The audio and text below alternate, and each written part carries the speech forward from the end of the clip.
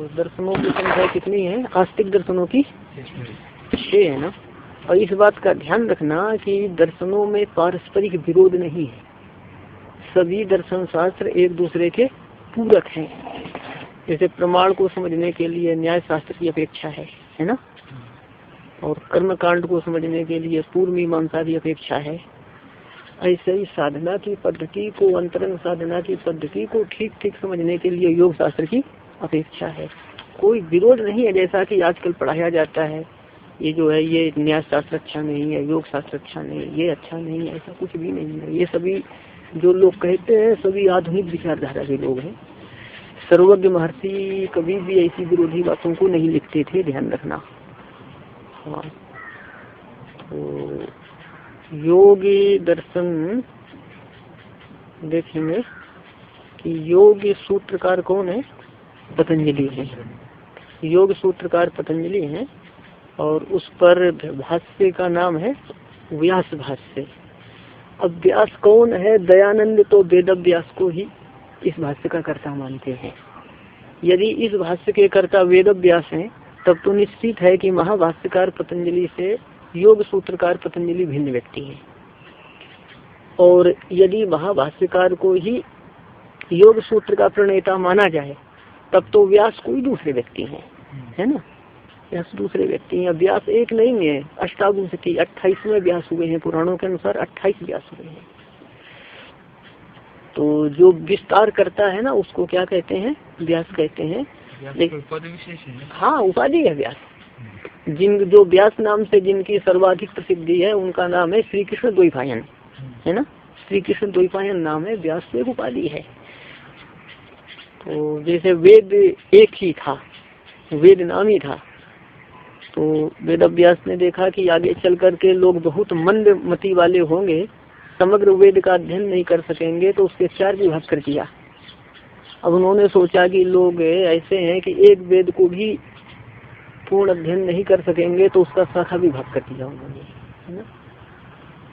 और जो वेदों को ठीक ठीक नहीं समझ सकते हैं तो फिर महाभारत की रचना कर दी। महाभारत में धर्म अर्थ काम मोक्ष सभी पुरुषार्थ हैं।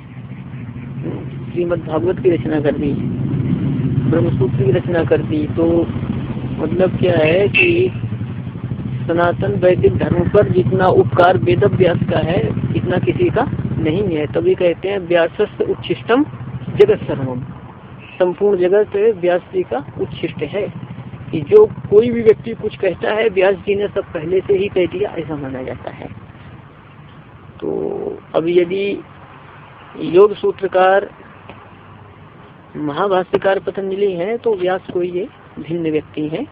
और ऐसे ही एक परंपरा में जो पतंजलि को नमस्कार किया जाता है ऐसा कहकर कि इन्होंने 3 दोषों की निवृत्ति के लिए 3 शास्त्रों की रचना की है, वाग दोष, मल दोष और मनोदोष। वाग दोष की निवृत्ति के लिए व्याकरण महाभाष्य की रचना की, और मनोदोष, मन का दोष की निवृत्ति के लिए उन्होंने क्या किया? व्यास भाष्य की रचना की है। और क्या बताया मैंने? काय दोष, काय दोष की निवृत्ति के लिए चरक संहिता की रचना की है।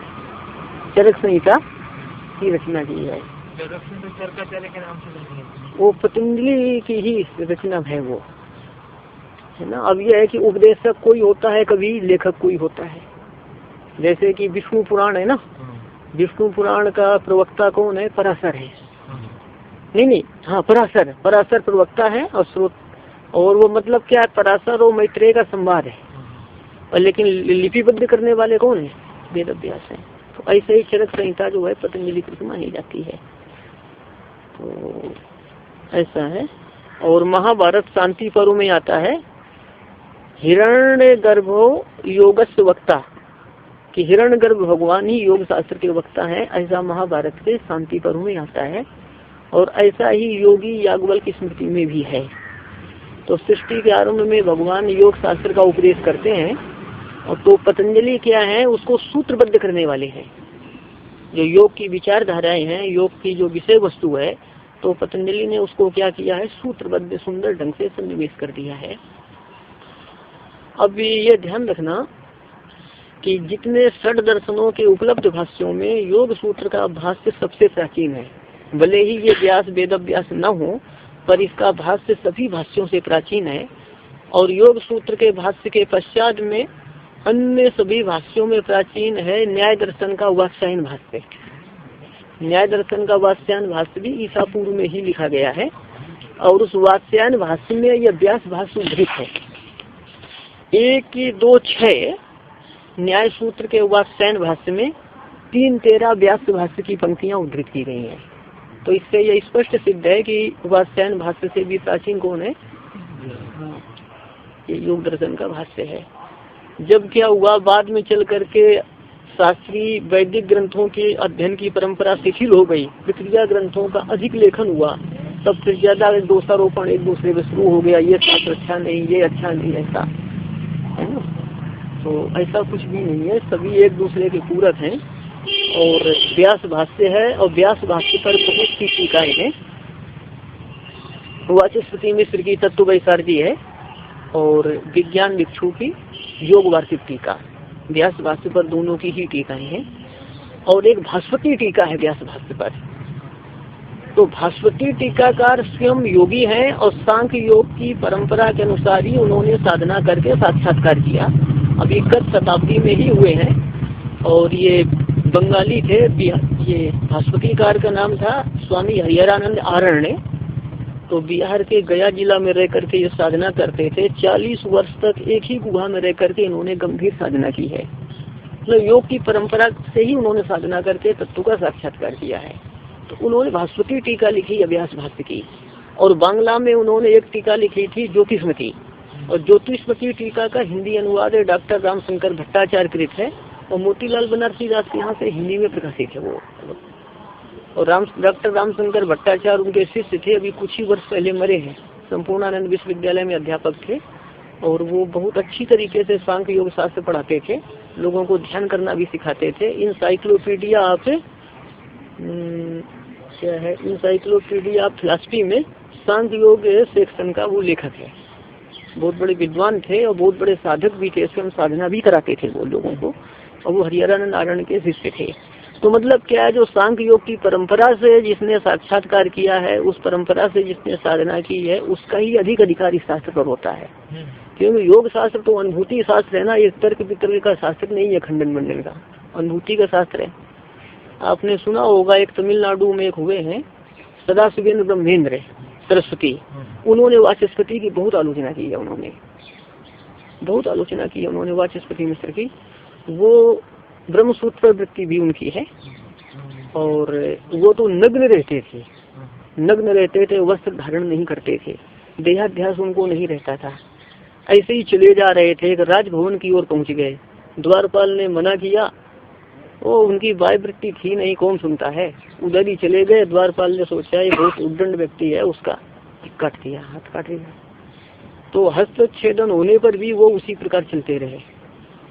जब उसी प्रकार चलते रहे तो फिर द्वारपाल ने सोचा कि देखो हमने इसका हाथ काट दिया, लेकिन इसके मुख पर भी कोई विकृति नहीं है, कोई रोदन नहीं है, कोई दुख नहीं है, कोई कष्ट नहीं है। ऐसा तो कभी नहीं होता जिसका हाथ कट जाए वो पहले जैसे चलता था बाद में भी उसी प्रकार चलता रहे, कोई उसकी गति में परिवर्तन ना हो।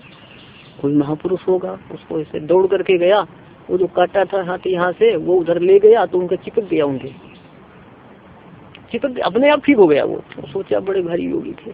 उन्होंने भी योग सुधाकर नाम से व्याख्या लिखी है योग सूत्र की स्वयं। उन्होंने वाचस्पति की बहुत आलोचना की है। ये तो अनुभूति का विषय, कोई विद्वानों का विषय नहीं, इसमें भी कुछ सबको लिखने का अधिकार ही नहीं है। तो अभी बहुत, अब ये इनकी व्याख्याएं विरुद्ध हैं।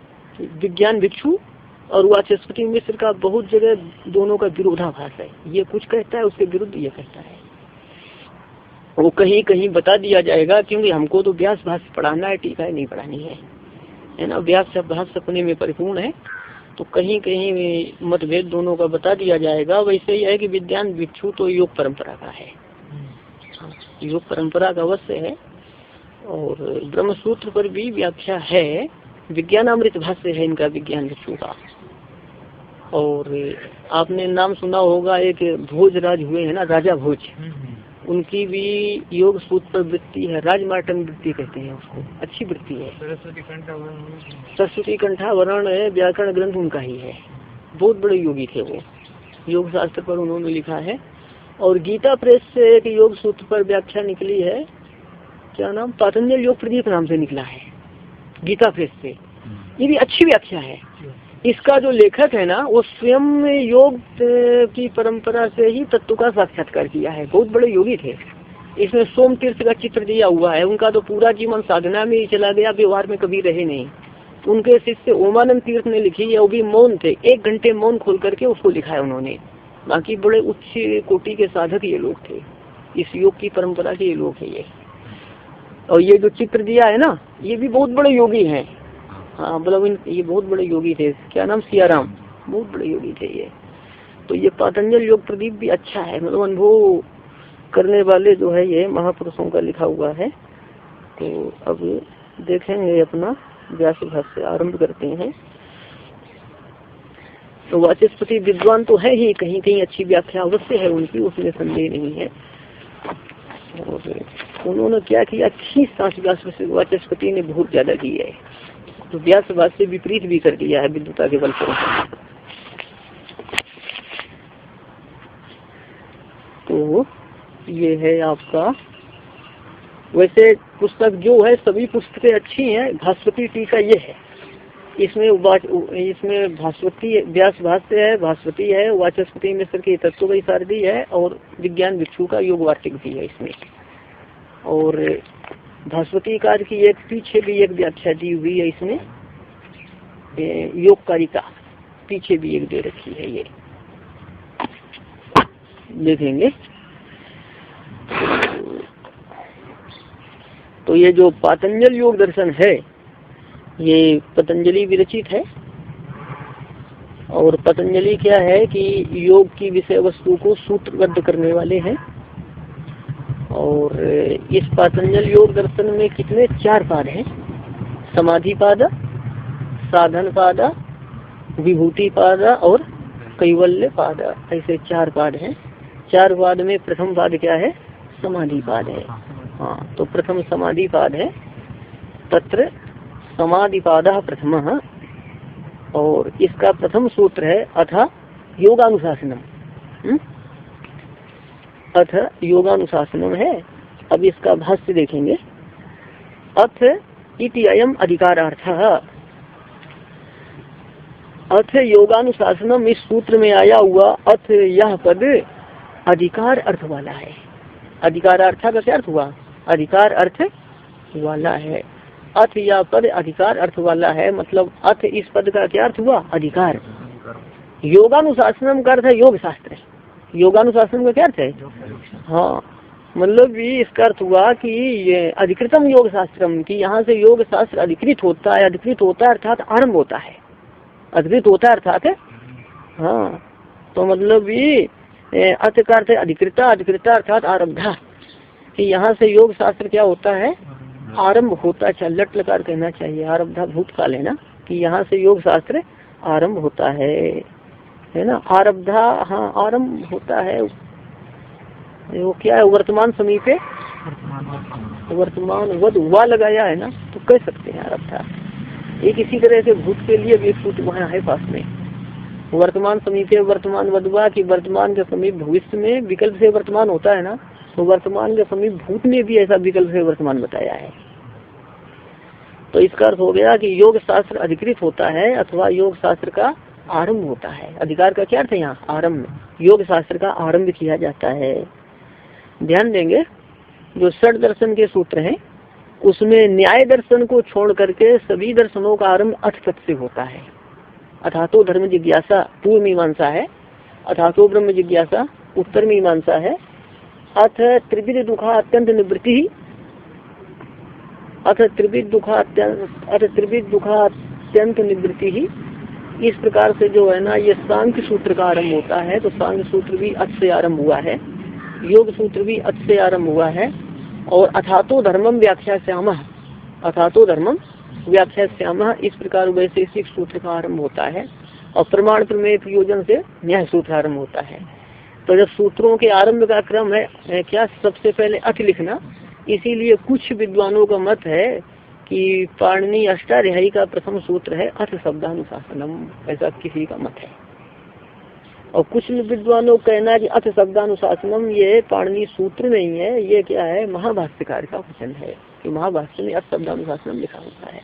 कुछ कहते हैं वो महाभाष्यकार का है, कुछ कहते हैं वो पाणिनि का ही प्रथम सूत्र है, इसमें मतभेद है। तो देखेंगे यहाँ पर, अब चलिए पाठ देखेंगे। तो यहाँ पर अथ को जो है मंगल अर्थ का वाचक नहीं माना यहाँ पर, है ना। मंगल अर्थ का वाचक अथ अनंतर अर्थ में भी आता है। शंकराचार्य ने अथातो ब्रह्म जिज्ञासा को किस अर्थ में माना, साधन चतुष्टय संपत्ति के अनंतर अर्थ में माना। रामानुजाचार्य ने कर्म विचार के अनंतर इस अर्थ में माना, अनंतर अर्थ ही माना है।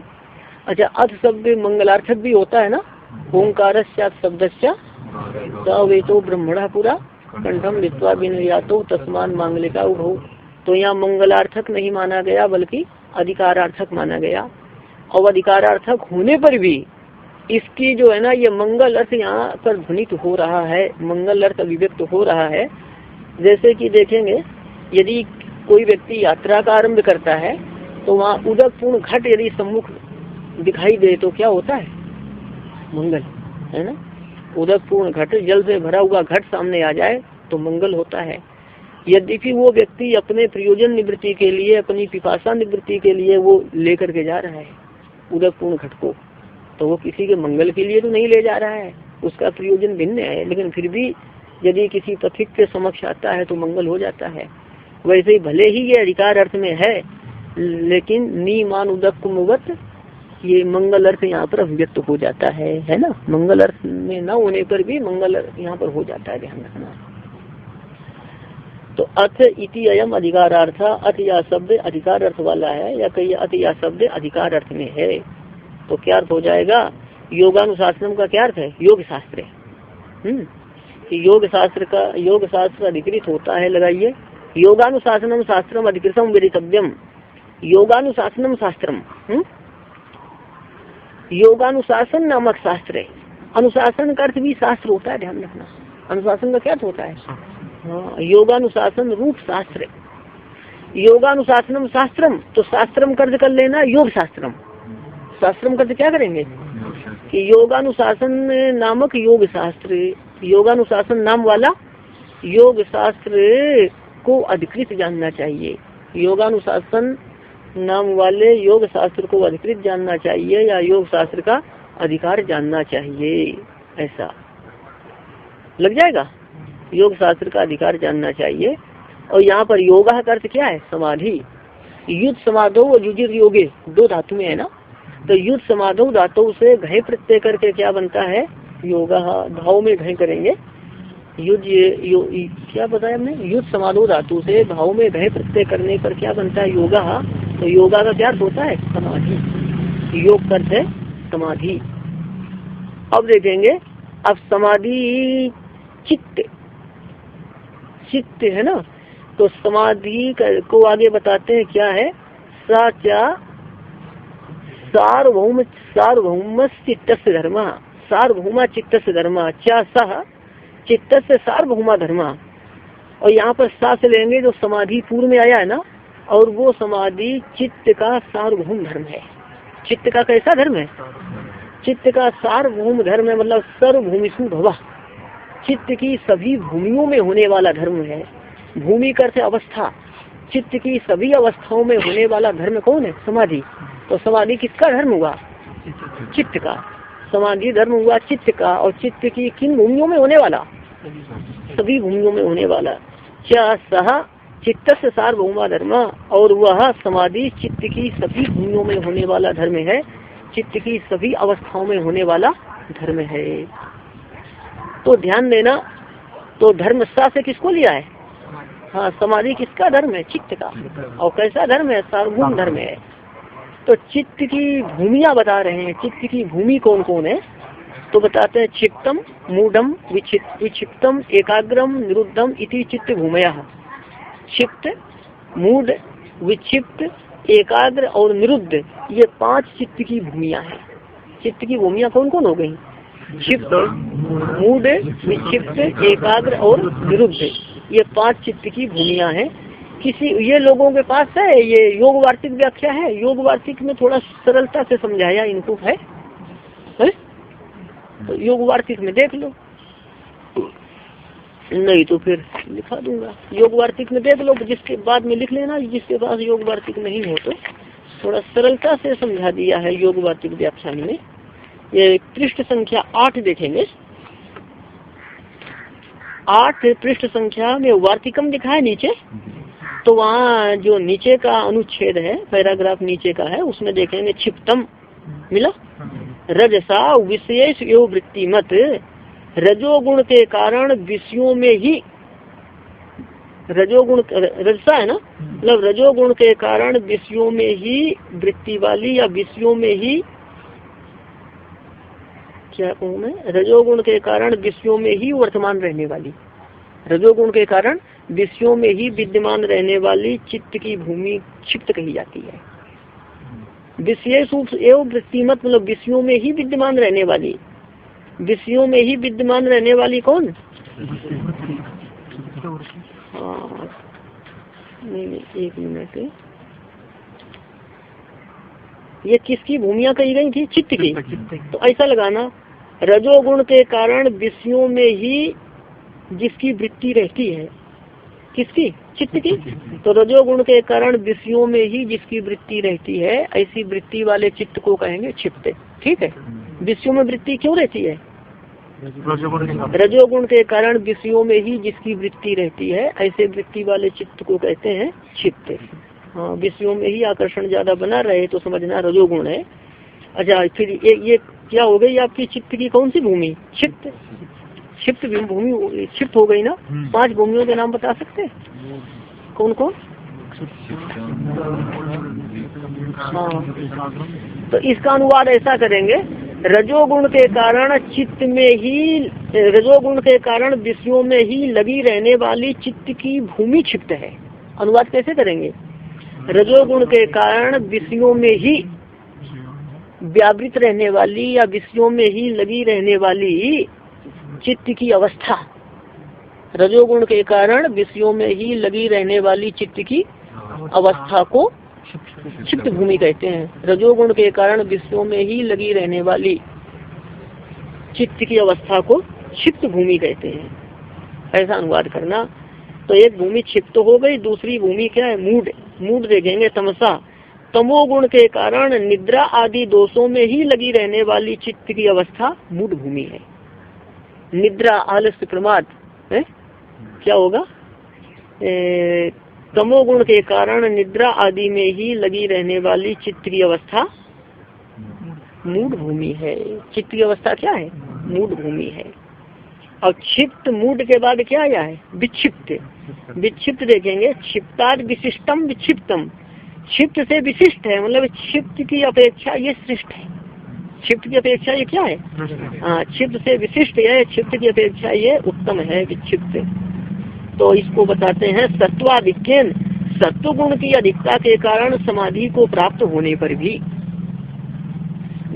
क्या सत्व गुण की अधिकता के कारण समाधि अपनी, कि समाधि को प्राप्त होने पर भी रजो मात्रिया की रजोगुण के लेस के कारण, रजोगुण के लेस के कारण बीच बीच में विषयांतर में लगी रहने वाली, विषयांतर में लगी रहने वाली चित्त की अवस्था क्या है? विक्षिप्त भूमि है। दोबारा देखेंगे, क्षिप्ताद विशिष्टम विक्षिप्तम, क्षिप्त से विशिष्ट को विक्षिप्त कहते हैं। और विक्षिप्त का व्याख्यान अब चल रहा है। विक्षिप्त का व्याख्यान क्या है? कि सत्वगुण की अधिकता के कारण चित्त समाधि को प्राप्त होने पर भी, सत्वगुण की अधिकता के कारण चित्त समाधि को प्राप्त होने पर भी रजोगुण के अंश के कारण बीच बीच में विषयांतर में, बीच बीच में अन्य विषय में लगने वाली चित्त की अवस्था विक्षिप्त भूमि कही जाती है। लग जाएगा, रजोगुण का लेस है, इसलिए बीच बीच में क्या है? वो विषयों में बन जाएगा। और समाधि भी होगी। समाधि क्यों होगी? सत्व की अधिकता के कारण, और बीच बीच में विषयों में बन जाएगा। और क्षिप्त में क्या था? विशेष एवं वृत्तिमत, विषय में ही लगने वाली अवस्था। और ये क्या है? रजो मात्रा अंतरांतरा, बीच बीच में, ये अंतर हो गया ना। हाँ, विषयों में ही लगी रहने वाली, विषयों में ही लगने वाली चित्त की अवस्था विक्षिप्त भूमि कही जाती है। अब क्या बचा आपका? एकाग्र। अच्छा, तो एकाग्र देखेंगे। एकस्मिन क्या समास किया है? एकस्मिन अग्रम यस्य, एकस्मिन यस्य, ये एक इति एक अग्रम, एकस्मिन एव अग्रम यस्य इति एक अग्रम। तो एकस्मिन से लेना, एकस्मिन विशेष योग, एक विषय में ही, अग्रम करते शिखा, एक विषय में ही शिखा है जिस चित्त दीप की। चित्त दीप का अर्थ है चित्त रूप दीप, चित्त दीप का क्या अर्थ है? हाँ, जिस चित्त रूप दीप की एक विषय में ही शिखा है, मतलब क्या, जिस चित्त का रूप दीप की एक विषय में ही शिखा है या एक विषय में ही लगना है, समझ लेना। जिस चित्त रूप दीप का एक ही विषय में लगना है, शिखा दीप की होती है ना, तो वो किसमें लगी हुई है? एक विषय में। कि एक चित्त रूप क्या है कि जिस चित्त रूप दीप की एक विषय में ही शिखा है या एक विषय में ही लगना है, तो उस चित्त की अवस्था को क्या कहेंगे? एकाग्रम। क्या कहेंगे? एकाग्रम। अब पंचम कौन सी है? निरुद्ध। तो निरुद्ध का थोड़ा नीचे देखेंगे, निरुद्धम क्या निरुद्ध सकल वृत्तिकम, कि निरुद्ध हुई सकल वृत्तियों वाली, जिसमें संपूर्ण वृत्तियों का निरोध हो जाता है। ये ध्यान देंगे। अभी क्या चल रहा था? एकाग्र। तो ध्यान देना, एकाग्र जब एकाग्र भूमि में होती है संप्रज्ञात समाधि, एकाग्र भूमि में होती है संप्रज्ञात समाधि। संप्रज्ञात समाधि में क्या होता है? ध्येय के आकार की वृत्ति होती है। संप्रज्ञात समाधि में रजोगुण की वृत्ति नहीं रहती है, तमोगुण की वृत्ति नहीं रहती है, ध्येय के आकार की सात्विकी वृत्ति रहती है। एक वृत्ति कैसी रहती है? सात्विकी वृत्ति होगी। और कैसी होगी? वो ध्येय के आकार की होगी। और इसमें क्या है, जो निरुद्ध अवस्था है ना, उसमें वो वृत्ति भी नहीं रहेगी। बात है कि संप्रज्ञात समाधि जो एकाग्र भूमि में होती है, तो संप्रज्ञात समाधि ज्ञान रूप है। ज्ञानाग्नि सर्वकर्माणि भस्मसात् कुरुते अर्जुन। कि संप्रज्ञात समाधि एकाग्र भूमि में होती है और संप्रज्ञात समाधि ज्ञान रूप होती है। तो उससे क्या होता है कि एक कर्म राशि का दाव हो जाता है, आत्म साक्षात्कार हो जाता है। संप्रज्ञात समाधि से आत्म साक्षात्कार हो जाता है। तो क्या, जब आत्म साक्षात्कार हो जाता है तो साधक कृतकृत्य हो जाता है। अब जब कृतकृत्य हो जाता है तो उसकी आगे कोई अपेक्षा नहीं रहती है, इसलिए वो सात्विकी वृत्ति का भी निरोध कर देता है। सात्विकी वृत्ति का भी, हाँ। तो वो किस अवस्था में जाकर होता है? जो फिर निरुद्ध बोला है। लोग सोचते हैं कि इसमें क्या योग शास्त्र नकारात्मक है, इसमें ज्ञान नहीं है, ये अनभिज्ञ लोगों का कहना है। संप्रज्ञात समाधि ज्ञान रूप मानी गई है ना। योग शास्त्र से अनभिज्ञ वही लोग कहते हैं इसमें तो वृत्तियों को रोकना है। रोकना क्या है? तो उसमें रोक करके, सब तरफ से रोक करके ध्येय में चित्त को लगाना है। और ध्येय में चित्त को लगाने के लिए सब ओर से रोकना ही पड़ेगा, है ना। तो योग चित्तवृत्ति निरोधा जब आएगा ना, तो व्यास भाष्य में बताया है कि संप्रज्ञात समाधि में जो है ना, कि ध्येय के आकार की वृत्ति को छोड़कर और सभी वृत्ति को रोकना है, और असंप्रज्ञात में उसको भी रोकना है। तो जब साक्षात्कार के बाद में उसकी भी आवश्यकता नहीं, सात्विकी वृत्ति की भी, तो उसको रोक देता है। तो भी ज्ञान रूप समाधि है। समाधि कोई ऐसी जड़ समाधि योग दर्शन की नहीं है। हठ जो ये हठ योग वाले जड़ समाधि लगा सकते हैं। पातंजल योग की समाधि जड़ समाधि नहीं है, उसमें तो आत्म तत्व का स्फुरण होता रहता है।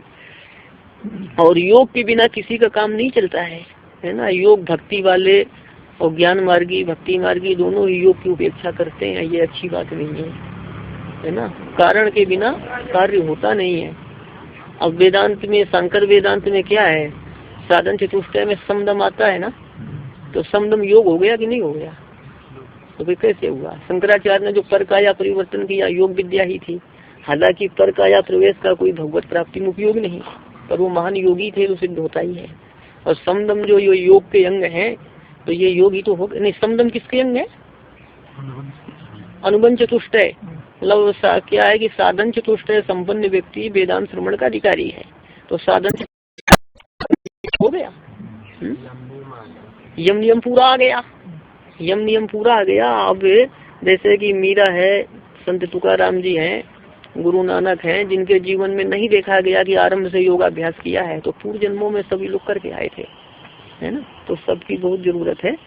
तो अब देखो यहाँ निरुद्धम क्या, निरुद्ध क्या है? निरुद्ध सकल वृत्तिकम, कि अवरुद्ध हुई सकल वृत्ति वाली चित्त की भूमि को क्या कहते हैं? निरुद्ध। और संस्कार मात्र शेषम, इसमें संस्कार मात्र शेष रहते हैं, चित्त के संस्कार मात्र शेष रहते हैं और वो चित्त का भी निरोध हो जाता है।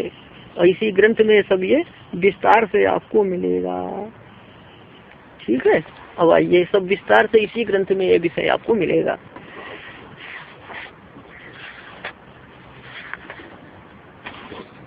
आगे देखेंगे कहाँ गया। वह चित्त की सभी भूमियों में होने वाला धर्म है कौन? समाधि। और सभी भूमिया कौन है? क्षिप्तम, मूढ़म, विक्षिप्तम, एकाग्रम और निरुद्धम। ये 5 चित्त की भूमिया हैं। तो ध्यान देंगे 5 में जो समाधि होती है तो क्या सभी योग की कोटि में आती है? सभी को योग माना जा सकता है क्या? तो उस पर बताते हैं। तत्र का अर्थ है उन 5 में।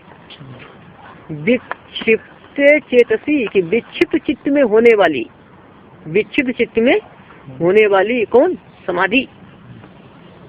विक्षिप्त मतलब ये ऐसा समझ लेना कि विक्षिप्त चेतसी का अर्थ कर लेना विक्षिप्त चित्त वाले, विक्षिप्त चित्त वाली भूमि में, ऐसा लगा लेना। क्या कहेंगे?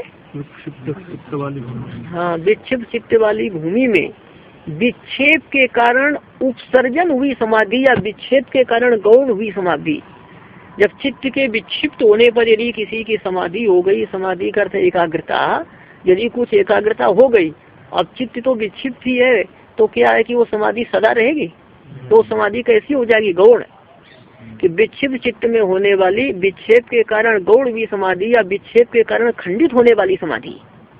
विक्षेप के कारण खंडित होने वाली समाधि लगाएंगे। तत्र करते उन 5 में विक्षिप्त चित्त में होने वाली समाधि या उन 5 में विक्षिप्त चित्त में विक्षेप के कारण खंडित होने वाली जो समाधि है, विक्षेप के कारण गौण जो समाधि है या खंडित होने वाली जो समाधि है, वह योग पक्षे न वर्तते, वह योग की कोटि में नहीं आती है। योग की कोटि में नहीं आती है। ध्यान देंगे अभी पहले योगा समाधि आया है ना, तो योगा समाधि, तो ध्यान देने योग का अर्थ क्या है? समाधि। योग का अर्थ क्या है? तो योग शास्त्र का अर्थ क्या है? समाधि शास्त्र। तो योग का अर्थ समाधि है। तो ध्यान देंगे कि विक्षिप्त चित्त में होने वाली जो समाधि है वो योग उसको कहा जाएगा? योग नहीं कहा जा सकता है, ये ध्यान रखना। विक्षिप्त चित्त में होने वाली समाधि को योग नहीं कहा जा सकता है। अच्छा, लग गया कि विक्षिप्त चित्त में होने वाली विक्षेप के कारण खंडित होने वाली समाधि योग की कोटि में नहीं आती है। आगे देखेंगे। और योग की कोटि में ये नहीं आएगी, और कौन आती है वो देखेंगे।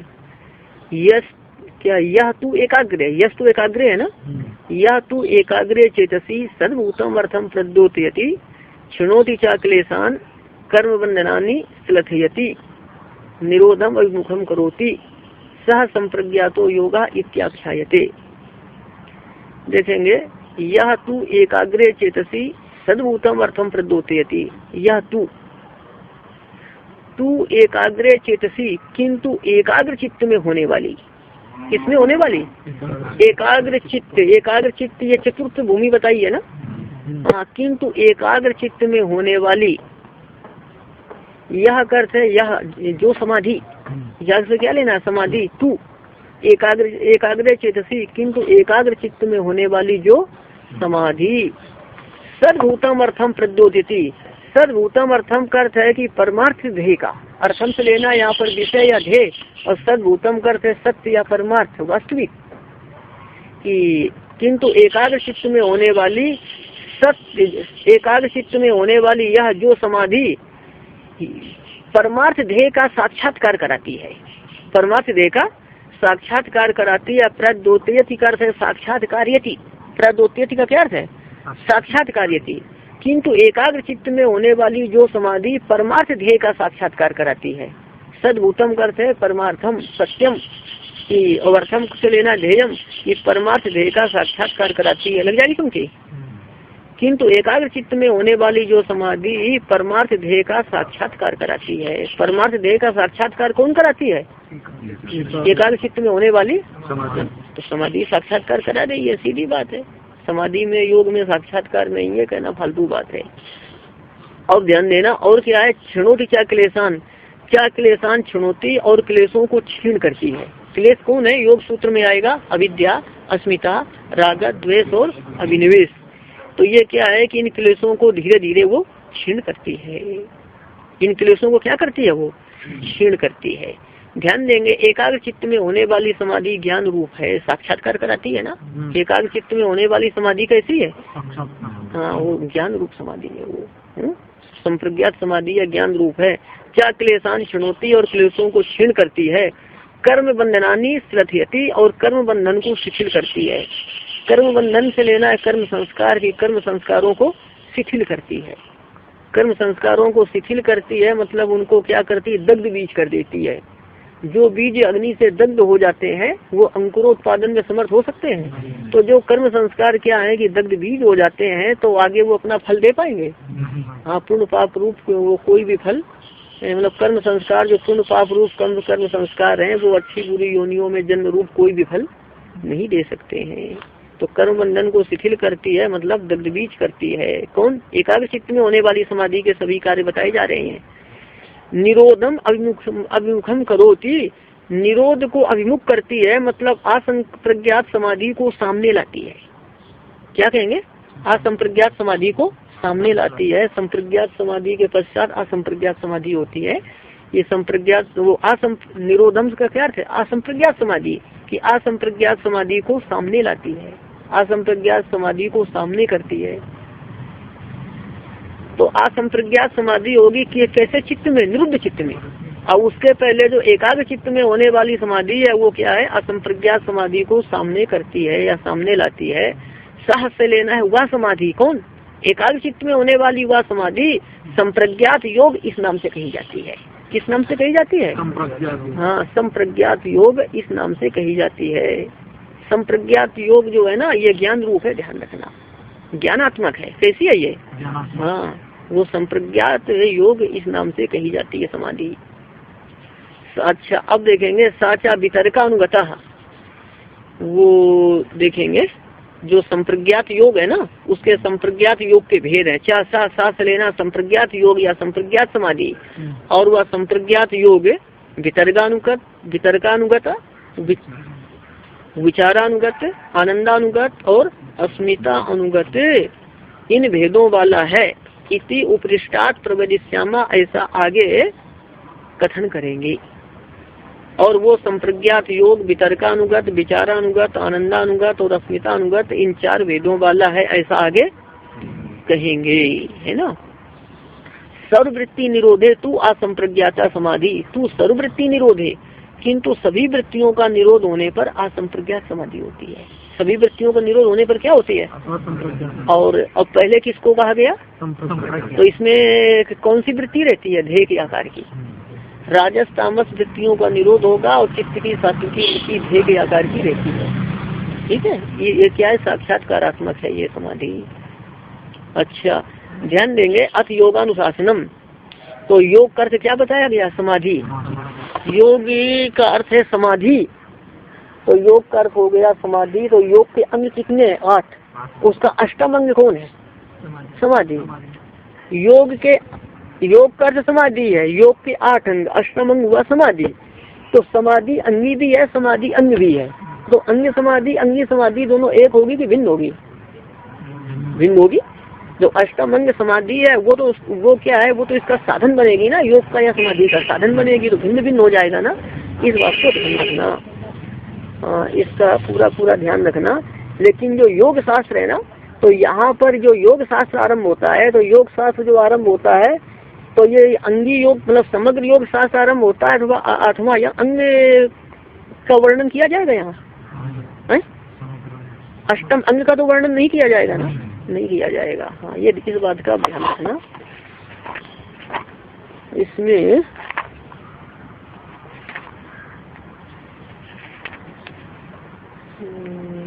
सत्तुबई सर्दी में क्या दिया है? इसमें सत्तुबई सर्दी बहुत दर्शन है इसमें बड़ा। यह जो है ना साचा सार्वभौम चित्त से धर्मा, यहाँ देखना सा से क्या लिया है इसमें? नहीं, इसमें तत्व शादी में ध्यान देना क्या लिया इन्होंने? हाँ, साचा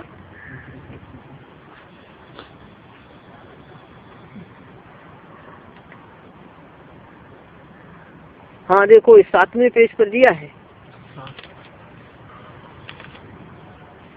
चलो छोड़ो, क्या करना है। इन्होंने क्या किया है कि वो ऐसा अंग को ले रखा है, वाचस्पति ने अंग को ले रखा है, जो कि ठीक नहीं किया इन्होंने। अपना तो व्यास भाष्य पढ़ा रहे हैं, इसलिए व्यास भाष्य में चलेंगे। थोड़ा सा इसको बांचिए, एक व्यक्ति जो एक नाथ जी बांचिए, भाष्य का तो पाठ होना चाहिए, सूत्र भाष्य का। योगानुशासनम अथ इति अयम् अधिकारार्थः। योगानुशासनम शास्त्रम अधिकृतम वेदितव्यम। योगः नाम समाधिः सच सार्वभौमः चित्तस्य धर्मः। क्षिप्तम मूढ़म विक्षिप्तम एकाग्रम निरुद्धम इति चित्तभूमयः। तत्र विक्षिप्ते चेतसि विक्षेप उपसर्गीकृतः समाधिः न योगपक्षे वर्तते।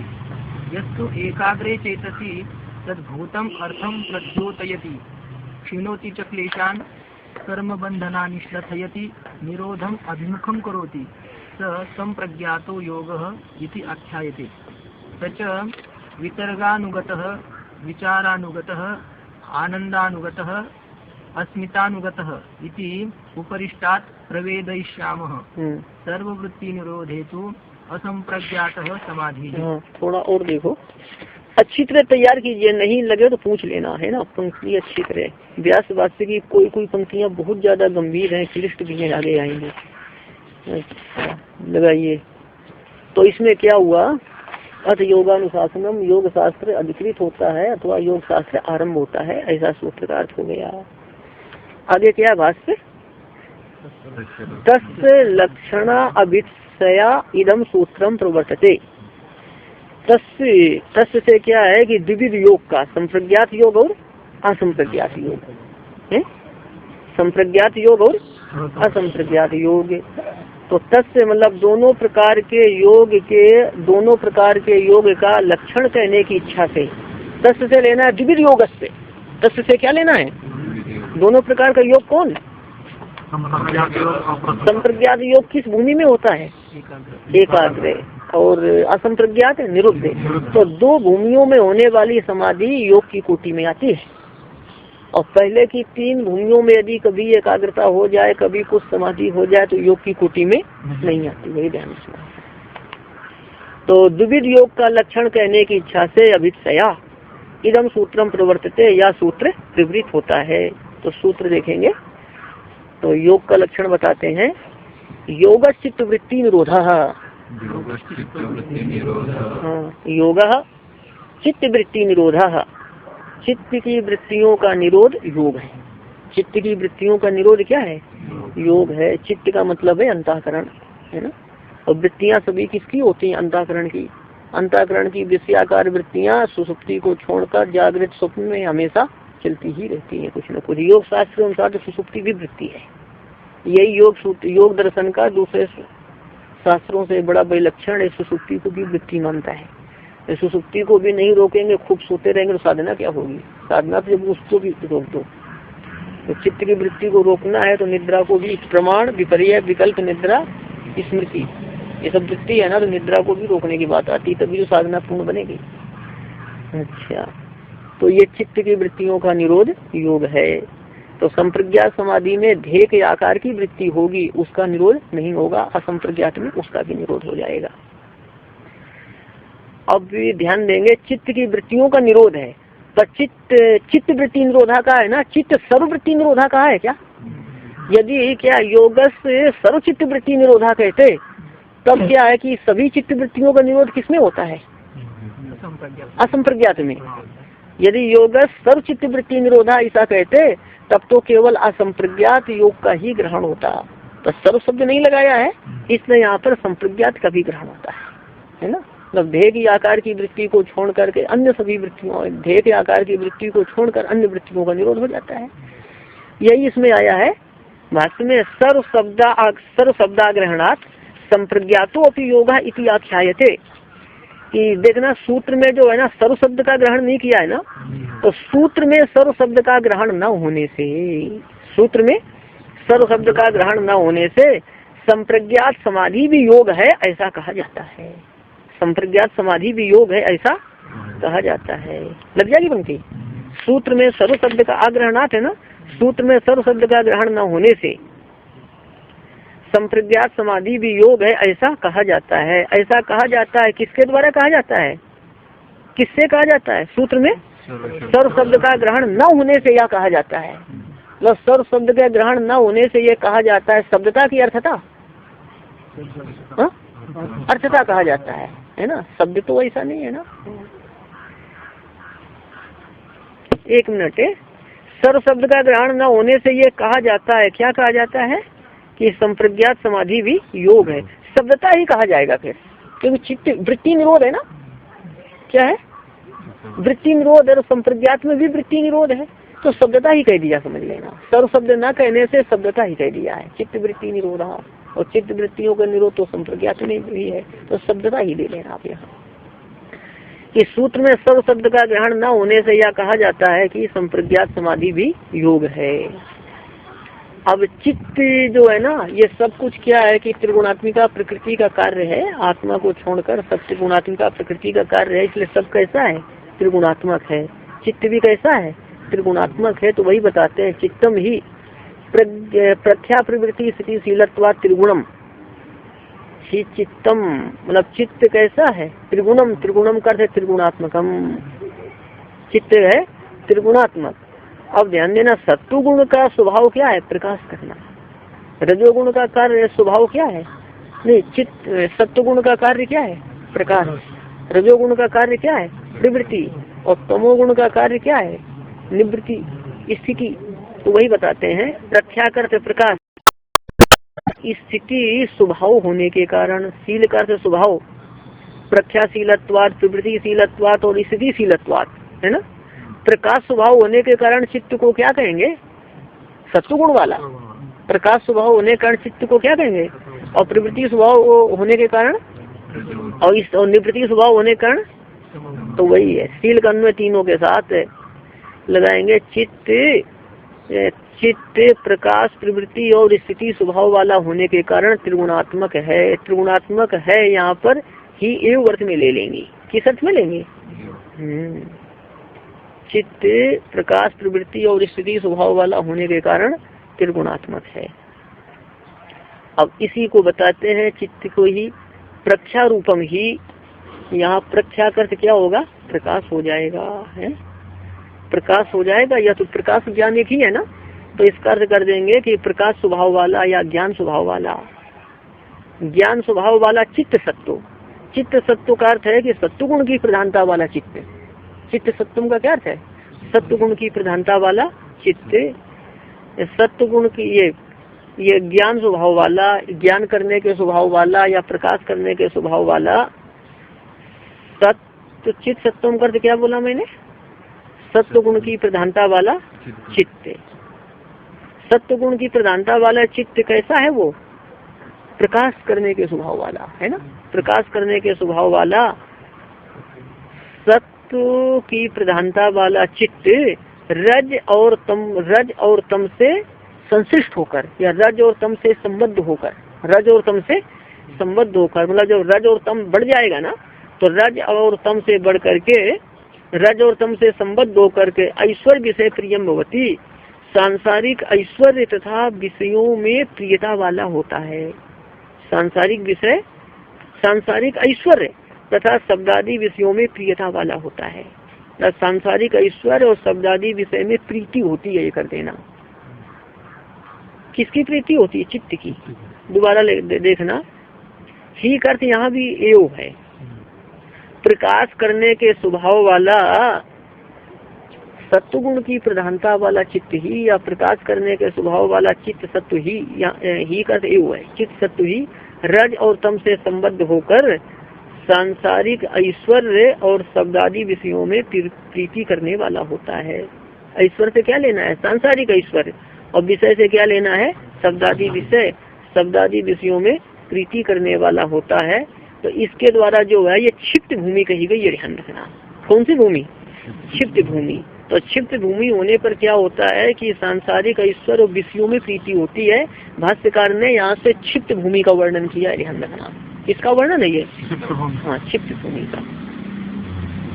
अब यहाँ रज और तम से संबद्ध कहा है ना, तो रज अधिक है, तम कम है।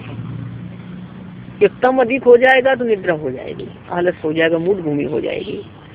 और तदेव करते वह चित्त ही, तदेव से क्या लेना है, वह चित्त ही, इसके द्वारा मूड भूमि का जो है निर्देश कर रहे हैं भाष्यकार। वह चित्त ही तमसा उन्विद्धम की तमोगुण से युक्त होने पर, वह चित्त ही तमोगुण से युक्त होने पर अधर्म, अज्ञान, अवैराग्य तथा अनैश्वर्य की ओर आकर्षित होता है।